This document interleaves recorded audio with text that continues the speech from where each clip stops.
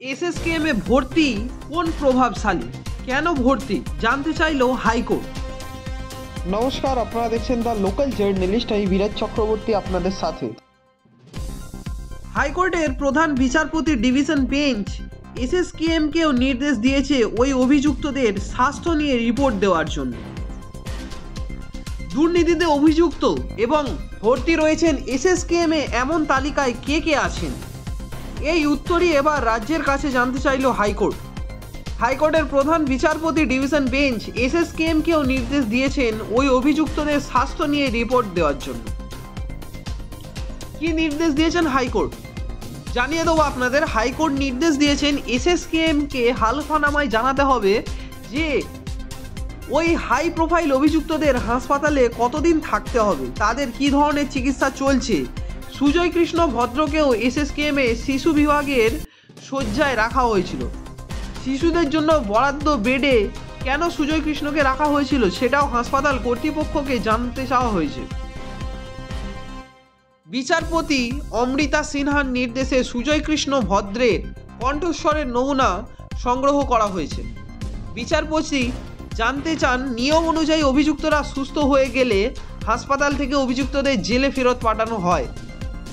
কতদিনের জন্য এই ব্যক্তিরা হাসপাতালে থাকতে পারে, তখন সরকারি আইনজীবী জবাব দিয়েছিলেন এই উত্তর দিতে পারবেন চিকিৎসকরা। এরপরে প্রধান বিচারপতি শিব জ্ঞানম মন্তব্য করেন কাউকে গ্রেফতার করার পরই তার স্বাস্থ্য পরীক্ষা হয়, তিনি সুস্থ হলে তাকে সঙ্গে সঙ্গে জেলে পাঠানো হয়।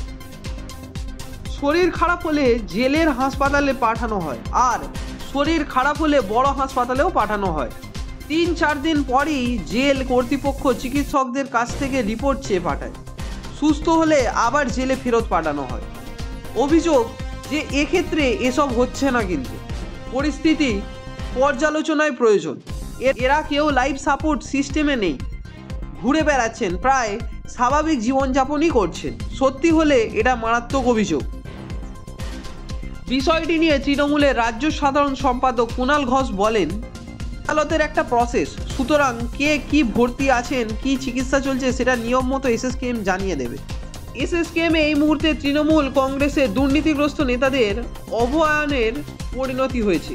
প্রদেশ কংগ্রেস সভাপতি অধীর চৌধুরী বলেন, আমি তো বলবো এসএসকেএম এ যারা পরিচালক তাদের এখনই সিবিআই ও ইডির দপ্তরে হাজির করিয়ে তাদের বিরুদ্ধে এখনই কেস রুজু করিয়ে তদন্ত করা উচিত।